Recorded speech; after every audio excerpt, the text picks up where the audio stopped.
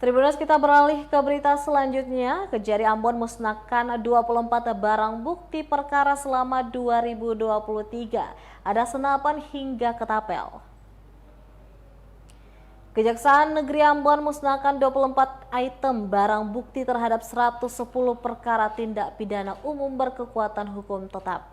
24 barang bukti itu yakni senjata api 3 pucuk, magasin peluru SS1 2 unit, magasin peluru M16 1 unit, peluru karet 18 butir, dan peluru 302 butir. Kemudian ada sabu-sabu sebanyak 104 paket, ganja 261 paket, tembakau sintetis 9 paket, ada pula handphone 29 unit, pakaian juga sepatu dan katapel. Selain itu ada anak panah, senjata tajam 7 buah, helm 5 buah, flash disk, hard disk, CD-ROM, alat hisap sabu, tas 11 buah, ban sepeda motor, dompet, kartu ATM, buku tabungan.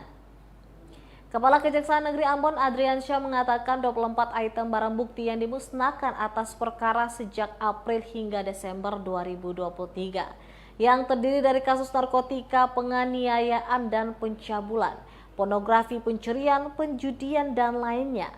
Pemusnahan sejumlah barang bukti dilakukan dengan menggunakan beberapa cara.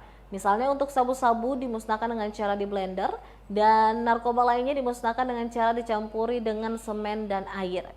Kemudian untuk senjata tajam dan senjata api dimusnahkan dengan cara dipotong menggunakan mesin potong.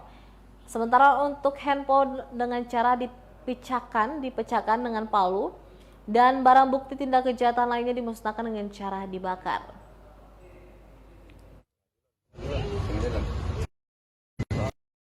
Kasusnya dibuka. Musnahkan pada hari ini itu mendapat 24 item.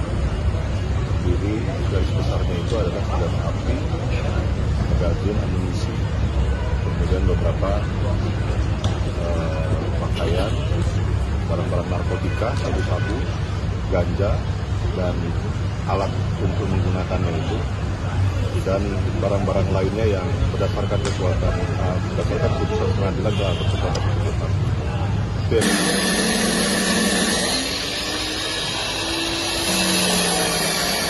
Download Tribun X sekarang, menghadirkan lokal menjadi Indonesia.